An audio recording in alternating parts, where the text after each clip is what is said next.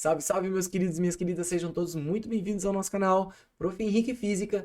E galera, estarei hoje fazendo a nossa segunda prova da UniOS. A gente fez a 2021 e estarei fazendo a 2020 e assim a gente vai indo na sequência para as provas anteriores.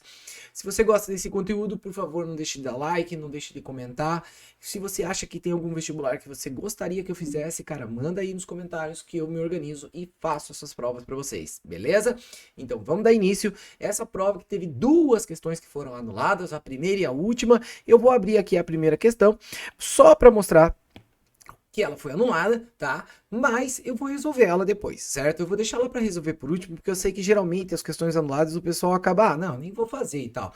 Mas eu acho que ela é uma questão legal, porque na verdade ela não tem erro. O que aconteceu no dia da prova é que essa imagem que estava aqui, ela estava meio que em cima do texto, e daí a galera perdeu a informação.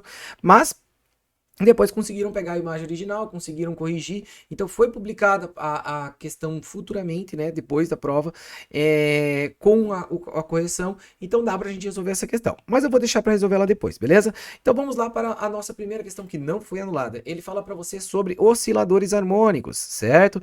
E ele fala um oscilador harmônico A e B tem posições em função do tempo representadas pelas funções periódicas mostradas na figura. Beleza, o oscilador A é composto pela massa A e presa por uma mola de constante elástica Ka. O oscilador B é composto por B e presa por uma mola com constante elástica Kb. As massas são desprezíveis das molas, né? E para o oscilador, para cada oscilador, a massa oscila em torno de uma posição x igual a zero. Beleza, com respeito a esses dois osciladores, determine o que é incorreto, certo? Vamos olhar para o nosso gráfico, pessoal. A primeira coisa que a gente vai observar aqui é o seguinte, ó. Esse gráfico mostra o oscilador A. E o oscilador A, dá para ver claramente que o período dele é 2. 2 o quê? 2 segundos. Então já vamos marcar aqui que o período do oscilador A é 2 segundos, certo? Já o oscilador B, dá também para a gente determinar o período, ó. 1 nó, 2 nós, 3 nós. Então o período do oscilador B é 4 segundos. Ok. Agora, osciladores. Qual que é o período de um oscilador? O período de um oscilador é sempre 2π raiz de m sobre k, quando ele for um sistema massa-mola, certo? Se fosse um pêndulo, é 2π raiz de L sobre G, certo? Então, o que acontece? Como o período de A e de B tem essa relação de um ser o dobro do outro, eu posso escrever que o período de B é o dobro do período de A. E a gente pode encontrar uma relação aqui, ó. 2π raiz de mb sobre a constante elástica B é igual a 2 vezes 2π raiz de ma sobre a constante elástica A, certo? 2π cai fora. Ou se você quiser, você pode elevar ao quadrado dos dois lados da situação e obter a seguinte relação. Massa de B sobre a constante elástica de B é igual, ó, se você elevou ao quadrado, esse cara vira 4. Então, 4 vezes massa de A sobre a constante elástica de A, certo? Então, a nossa relação matemática é essa, beleza? Agora, olha só o que ele fala. A razão entre os períodos A e B é igual a 1 meio. A razão entre os períodos A e B é igual a 1 meio. Então, se você pegar o período A e dividir pelo período B, dá 1 meio. Isso é verdadeiro. Ele quer a alternativa incorreta, então não é essa a nossa resposta. Depois, no tempo 2 segundos, a energia cinética do oscilador B é maior que o oscilador A. Olha aqui no momento 2 segundos, ó. No 2 segundos, o A está numa posição extrema. Está no extremo. E já o B está passando pelo centro. Tem que lembrar do seguinte, quando o oscilador está na posição extrema dele, quer dizer que ele vai dar uma paradinha. Então, ele oscila, para e retorna. Então, quando ele está no extremo, a velocidade é zero. Isso quer dizer que ele não tem energia cinética quando ele está no extremo. Energia cinética igual a zero. E quando você passa no centro, você está sempre passando com alta velocidade. Então, no centro, você tem a velocidade máxima. Consequentemente, você tem a energia cinética máxima. Quando ele fala que no tempo 2 segundos a energia cinética do oscilador B é maior do que o A, isso está correto. Então, não é nessa nossa resposta. Depois ele fala, a razão entre as frequências angulares do oscilador A e do oscilador B é 2. Pessoal, frequências angulares. Olha só o que acontece aqui, ó. Se nós temos que o período de A e o período de B tem essa relação, vamos lá. O período de B é 2 vezes o período de A. Se você pegar período e falar que período é inverso da frequência, tu vai ter que 1 sobre a frequência de B é igual a 2 vezes 1 sobre a frequência de A. E aqui dá para você encontrar que a frequência de A dividido pela frequência de B resulta 2, certo? E ele falou, ó, as frequências angulares dos osciladores A e B, a razão entre elas, vai dar 2. Esse cara não é frequência angular, mas é apenas frequência, né? Mas a frequência é proporcional à frequência angular. Então, pessoal, esse item ele é correto, tá? Não é a nossa resposta, então. Se Ka é igual a Kb, isso quer dizer que a massa A é maior que a massa B. Olha só, se Ka é igual a Kb, isso quer dizer que eu posso cortar esses caras nessa conta. E aí eu terei que a massa B é 4 vezes maior que a massa A. Então esse item está errado. A massa A é menor do que a massa B. Portanto, a nossa resposta é a letra D. Então, você tinha que conhecer uma relação matemática e demonstrar essa relação. Claro que conhecendo aqui, obviamente, o nosso conceito da medição do período, né? Sempre entre uma crista ou outra, ou entre 3 nós, beleza? Questão, ao meu ver, com nível médio fácil para a prova, pensando na prova da Unesp, tá, pessoal? Ok? Ele fala, segundo o princípio da termodinâmica, é assegurado que é impossível construir uma máquina térmica operando em ciclos cujo único efeito seja retirar calor e convertê-la integralmente em trabalho. Galera, isso aqui é super básico, tanto que ele colocou no enunciado, né, galera? Nunca uma máquina térmica funciona com rendimento de 100%, isso não rola, né? Aí ele pergunta o que é correto. Vamos lá. Máquina térmica são dispositivos que convertem energia mecânica em energia térmica por meio da realização de trabalho. Galera, isso é o contrário, né? Tu, a partir da energia térmica, tu queima alguma coisa e libera energia térmica para você ter energia mecânica. Um motor de um carro, a energia térmica se transforma em movimento. Então, isso aqui é o contrário, na verdade, na máquina térmica. Beleza? Portanto, item errado. Depois, o rendimento de uma máquina térmica será 100% quando o calor retirado da fonte em cada ciclo de operação da máquina for nulo. Bom, pessoal, por definição, isso seria certo, porque o trabalho é o calor da fonte quente menos o calor da fonte fria. O que é o calor retirado da fonte? O calor retirado da fonte em cada ciclo seria o nosso calor da fonte fria, que é o que você está retirando, certo? E se esse trabalho for igual ao calor, esse rendimento é 100%. Só que tem uma coisa, a máquina não pode ser com rendimento 100%. Então, eu vou deixar em aberto essa aqui, porque, tipo, é aquela coisa. Seria 100%, mas não pode ser 100%. Então, vamos lá. Vamos pensar bem. Vamos olhar as outras alternativas, ver se elas estão mais perdidas com relação ao assunto. Senão, a gente marca essa, beleza? O rendimento da máquina térmica nunca pode chegar a 100%, é verdade. Pois uma máquina térmica... pois nenhuma máquina térmica consegue transformar integralmente calor em trabalho. Olha como essa está bem mais correta, né? O rendimento de uma máquina térmica não pode ser 100%, pois nenhuma máquina consegue transformar integralmente calor em trabalho. É bem isso, tá? Não consegue fazer esse processo integral. E aí tu fala assim, tá, onde eu vejo isso no meu carro? No radiador do carro. Como assim no radiador? Para que serve o radiador? O radiador serve para controlar a temperatura do motor. Por quê? Porque o motor esquenta demais. Só que você queria o quê? Você não queria que o motor esquentasse. Você queria que aquele motor convertesse aquele calor que ele recebe em quê? Em movimento. Tu não queria que ele esquentasse. Mas infelizmente ele esquenta porque eu não consigo ter um rendimento 100%, certo? E o radiador é o cara que mostra que não tem como a máquina ter rendimento 100%. Se você conseguisse fazer um carro sem radiador, ou talvez você teria que ter outro sistema de resfriação. Mas se você não tivesse sem sistema de resfriação, carro sem resfriamento, perdão, cara, você conseguiria ter rendimento 100%, beleza? Então fecha aí a nossa questãozinha. Questão número 4, ele fala assim, ó, no circuito representado você tem as lâmpadas 1, 2 e 3. Ficou cortado aqui, deixa eu só corrigir aqui rapidinho. Aí, 1, 2 e 3, beleza?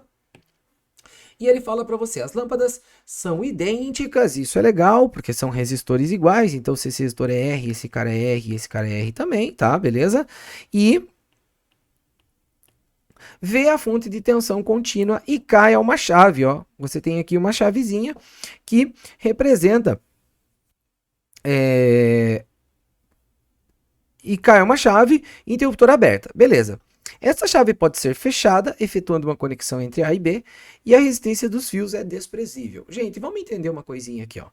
Se essa chave for fechada, o que vai acontecer é que vai ter um curto-circuito entre esses dois pontos, ó, porque a corrente elétrica vai passar por aqui, ó, sem ter que passar pelas lâmpadas.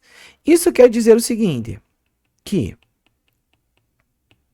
se a chave K ficar aberta,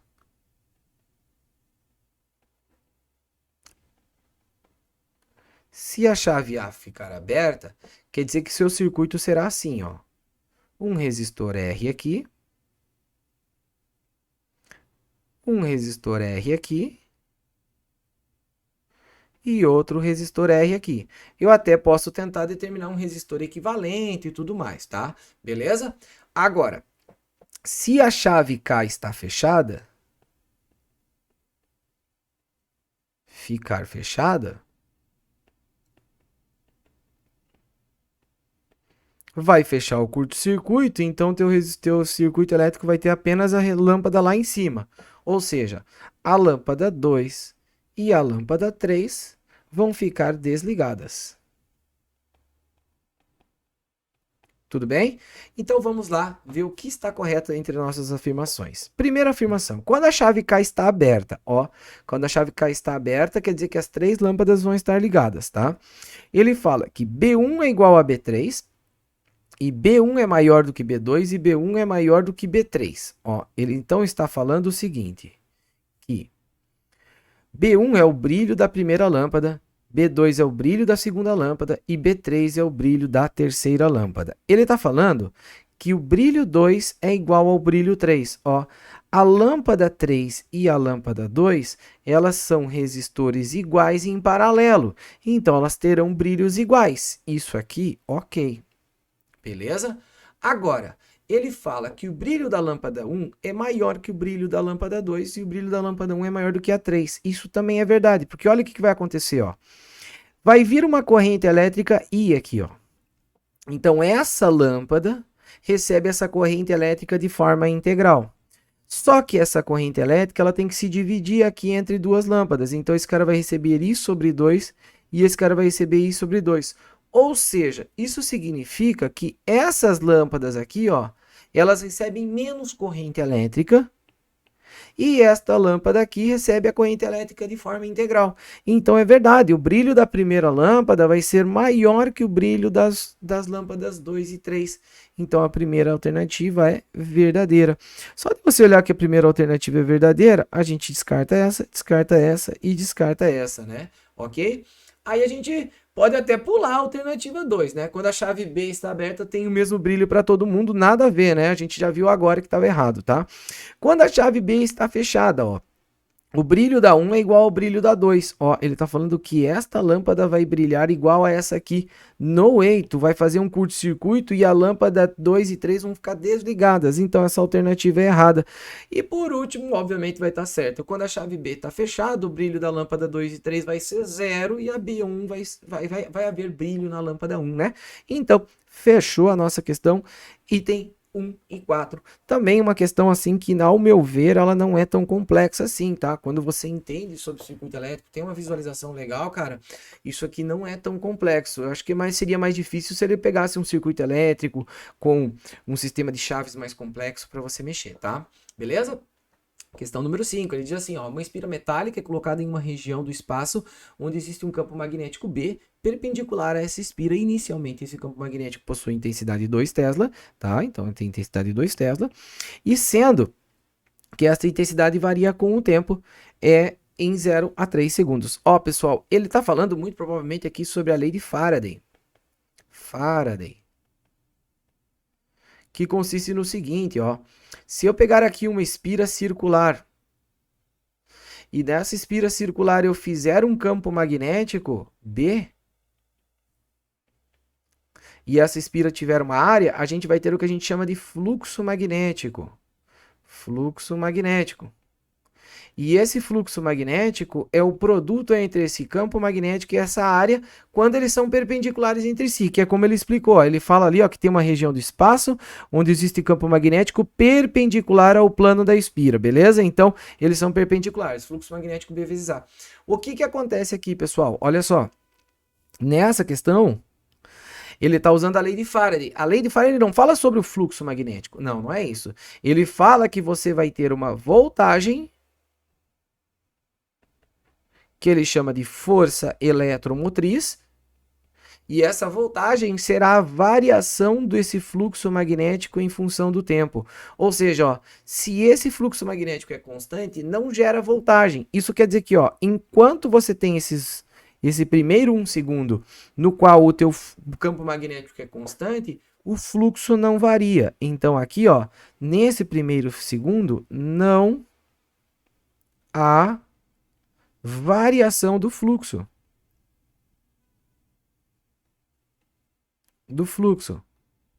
Isso quer dizer que você não terá voltagem nessa situação, assim como nesse segundo trecho. A única situação que você tem variação de fluxo magnético é nesse trechinho aqui, entre 1 segundo e 2 segundos. A variação do fluxo magnético é diferente de zero. Você tem variação de fluxo magnético. Isso quer dizer que você vai ter voltagem nesse trecho, certo? E aí ele fala assim, ó, considere o gráfico e a indução eletromagnética produzido pela espira. É correto afirmar que a força eletromotriz induzida pela espira no intervalo de 1 a 0 segundos, não tem força eletromotriz entre 1 a 0 segundos, a gente já sabe, é maior que a força eletromotriz induzida entre 2 e 3. Isso está errado, por quê? Porque você não tem força eletromotriz. Tu só tem força eletromotriz caso tenha variação de fluxo. Item errado. Ó, é legal você saber que há fluxo magnético aqui e há fluxo magnético nessa região. Na região entre 1 e 2 segundos tem fluxo magnético. Entre 2 e 3 também. Só não tem variação. Se ele tivesse escrito assim, o fluxo magnético entre 0 e 1 segundos é maior que o fluxo magnético entre 2 e 3 segundos, isso seria verdade. Mas ele está falando de força eletromotriz, que depende da variação do fluxo. Beleza?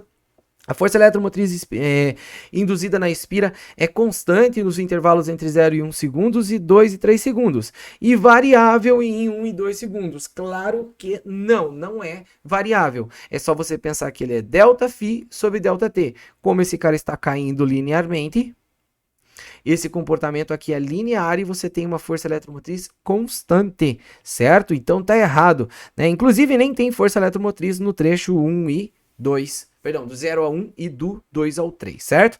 Beleza. De acordo com a lei de Faraday-Lenz, a força eletromotriz induzida na espira é diferente de zero no intervalo 1 e 2. Isso é verdade. Ó, você tem uma força eletromotriz diferente de zero, ou seja, quer dizer que tem força eletromotriz apenas no intervalo entre 1 e 2 segundos. Questão feita, questão resolvida, feita tranquilamente, rápida e fácil, certo? Pessoal, e por último, de questão que tinha que ser feita na prova, lembrando que essas aqui são as questões que não foram anuladas, aparece uma questãozinha aqui, cara, que, essa questão, quando ela saiu, a galera ficou até meio alvoroçada, assim, sabe? Porque, cara, que questão mais estranha, tipo, você pegar e perguntar sobre atualidade, né, e tudo mais. Cara, ela é uma questão que ela tá te questionando a respeito das mudanças no sistema internacional de unidades. E galera, eu confesso para vocês que quando eu peguei essa questão, eu olhei para ela e falei assim, cacete, não sei, cara. Eu fiz ela por eliminação quando eu fiz essa questão, tá? Só que eu acabei pesquisando a respeito dela para poder responder ela para vocês. Porque assim, eu confesso para vocês que eu não, no ano que saiu essa questão, eu não tinha visto que tinha tido uma mudança no sistema internacional de unidades. Então assim, cara, eu olhei, pô, né? Enfim, mas vamos lá. Olha só. Em maio de 2019, a adoção oficial do novo sistema internacional de unidades Um passo adiante será dado, levando além do nosso pequeno planeta as definições das unidades de medida do sistema internacional. As definições das unidades, perdão, as definições de unidades de medida do nosso sistema internacional passam a ser universais para a ciência, isto é um progresso formidável. Beleza, enfim. Aí ele fala para você assim, considerando as seguintes assertivas do novo sistema internacional em vigor a partir de maio de 2019. Gente, eu não estava sabendo que tinha saído esse negócio no ano lá, depois eu fui atrás. Ele fala assim, ó. A constante de Planck é a nova medida oficial do Sistema Internacional de Unidades. Eu olhei assim, cara, constante de Planck? Nova medida? Como que a constante de Planck vai medir tudo, né, galera? Então, assim, ó, eu olhei para ela e pensei, cara, não faz muito sentido. Falsa. E realmente não faz sentido. Por quê? O sistema internacional mede várias coisas diferentes. Mede distância, mede tempo, mede velocidade, mede, enfim, um monte de coisa. Carga elétrica, tem intensidade luminosa e tudo mais. Existem muitas coisas. Como que tu vai dizer que é tudo constante de Planck? Não, não tem nada a ver, né? Então você querer resumir todas as unidades em uma só constante, nada a ver. Depois, a unidade de medida quilograma, Kelvin e mol foram substituídas pelas unidades Planck, Boltzmann e Avogadro. Cara, quando eu olhei para isso, eu pensei assim, bom, vamos lá. Quilograma é uma coisa que envolve massa. Kelvin é uma coisa que envolve temperatura. E mol envolve um número de moléculas.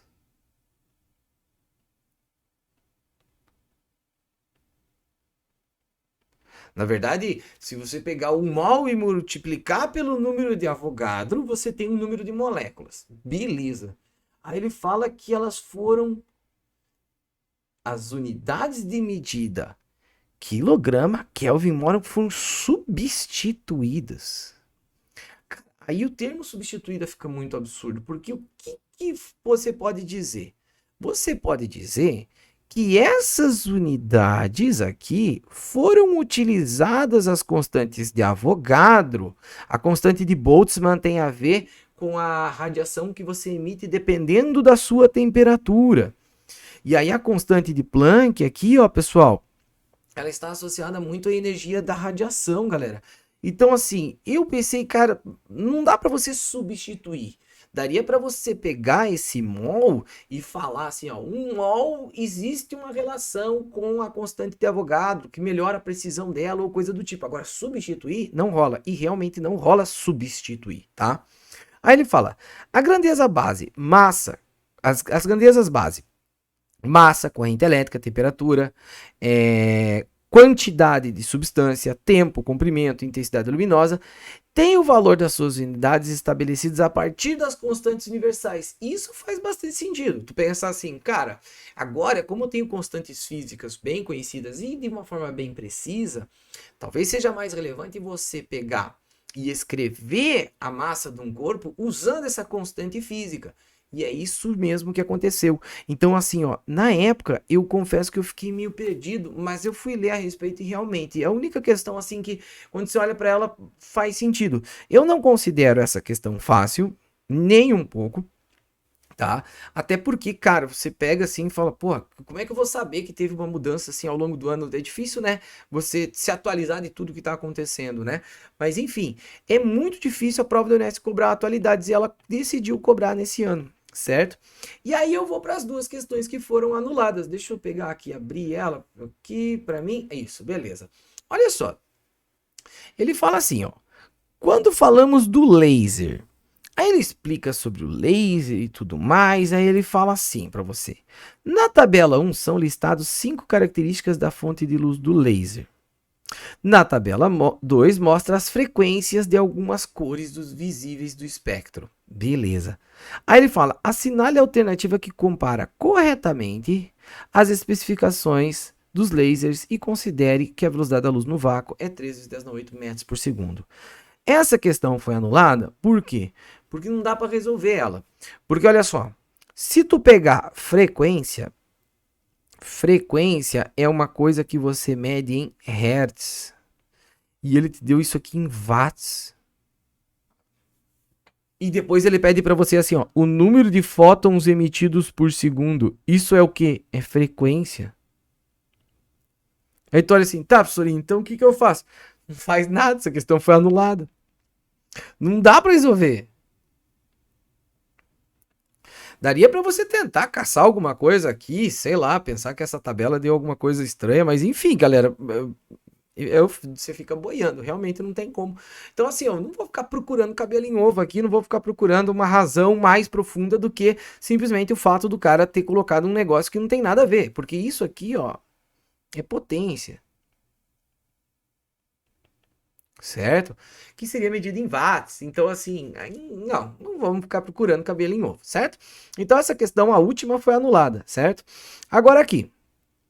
Essa questãozinha, ela só foi anulada porque a figura que estava aqui, lá no dia da prova, tinha sido colocado tipo assim, ó, em cima do texto. E aí não dava para ler o texto inteiro. Depois eles publicaram a questão, pediram desculpas e tal, mas eles mandaram depois a questão com a imagem coerente, certo? Sem estar em cima do texto. Então, tá pra gente resolver ela assim, tá? Então ele fala assim, que você tem um bloco de massa M que parte do repouso e desloca-se com aceleração constante de um ponto A a um ponto C. Beleza. A uma altura vertical da rampa de 3 metros, e o comprimento da rampa é 4 metros, as indicações que nós temos aqui, altura e comprimento dessa rampa. Beleza, ó, eu já vou falar que essa diagonal aqui, ó, é 5 metros, que a gente sabe aquele nosso triângulo pitagórico 3, 4, 5, beleza? Durante o movimento da posição A e C, atuam sobre esse bloco o seu peso, que é 5 newtons, então, ó, o peso desse bloco é 5 newtons, já dá pra gente saber que a massa desse bloco, então, é 0,5 quilogramas, tá? Ah, como que você sabe disso, professor? Peso igual a massa vezes gravidade, né? Se a gravidade é 10, eu jogaria essa gravidade dividindo. Ele considera a gravidade aqui 10. Então a massa é 0,5. A relação peso-massa eu acho que é básico, todo mundo tá ligado, né? Massa vezes 10 fecha o peso. Beleza. Ele fala que tu tens a força normal e tu tem a força de atrito atuando. Isso aqui dá uma trabalhinha. Então assim, ó, você vai pensar que existe uma força normal, existe uma força peso e existe uma força de atrito atuando aqui, ó. FAT. Dá para definir todo mundo? Vamos ver. Ó, força normal, força de atrito cinético.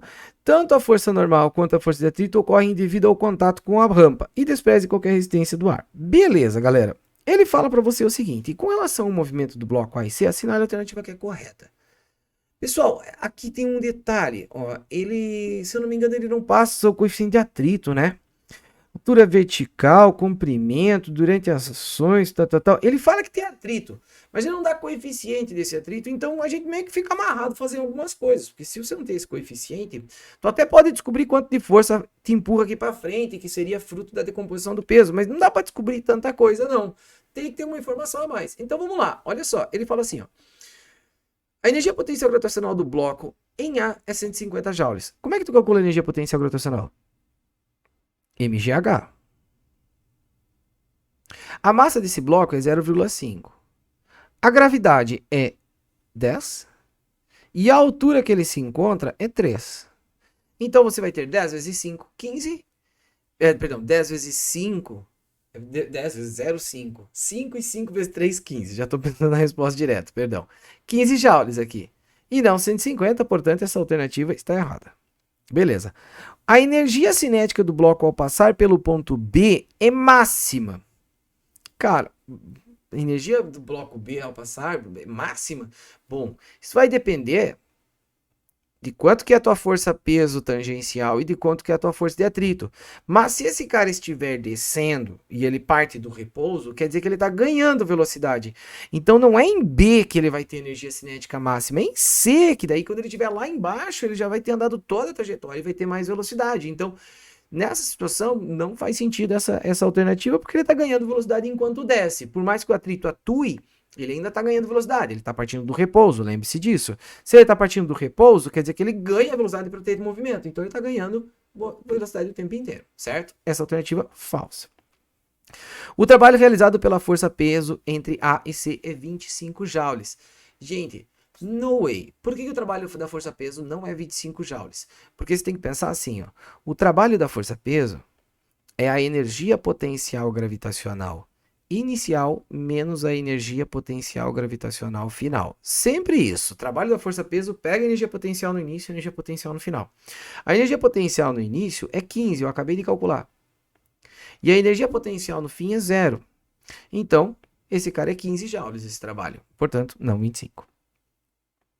E por último, penúltimo. O momento linear, a quantidade de movimento linear do bloco é constante no movimento entre A e C.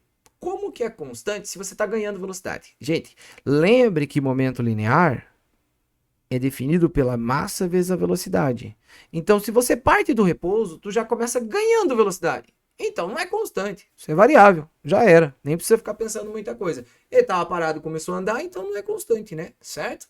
Ele fala, a dissipação de energia devido ao bloco e a ação da força... a dissipação de energia devido à força de atrito do bloco gera a não conservação de energia mecânica. Exatamente. Se você tem atrito, você tem perda de energia. Portanto, essa seria a nossa resposta. Essa questãozinha aqui, galera, eu não considero ela tão difícil, não. Eu considero ela bem acessível, inclusive, tá? Porque parece assim, tu olha, tipo, cara, bem aula de sistema conservativo. O que é um sistema conservativo? É um sistema que não tem atrito. O que é um sistema dissipativo? É um sistema que tem atrito. Então, a dissipação de energia é fruto do atrito. É isso. Então, assim, essa prova eu considerei ela num nível médio fácil comparado com as provas anteriores. E é isso aí, meus queridos. Espero que tenha sido claro, espero que tenha sido boa a nossa aula e é isso aí. Semana que vem a gente vai trabalhar com mais uma prova de 2019. Aí o bicho vai começar a pegar mais. As provas mais antigas são mais tensas. E eu fico chateado de você, de 7 questões, só poder acertar 5. Isso quer dizer, cara, que, pô, o nível da prova acaba ficando muito difícil de você conseguir ter um desempenho bom. Se acertar, sei lá, 4 questões, você vai receber 2, vai virar 6 o teu desempenho. Mas para todo mundo vai ganhar 2. Então, assim, o cara que queria um curso mais concorrido, fica difícil. O ideal é ter, assim, 7 questões certinhas lá e você ralar estudando. Beleza? Forte abraço a todos. Fiquem bem. Beijos. Não esqueça de deixar um like aí e mandar um comentário. Não esqueça também, se você quer que eu faça um vestibular, manda aí por escrito. Fala, ó, professor, faz tal prova de tal ano. Ou então fala assim, ó, manda, faz uma série de provas da UFSC, que ninguém faz, porque é o cão. Então, cara, manda aí que eu faço, beleza? Beijo a todos e tchau, tchau, galera.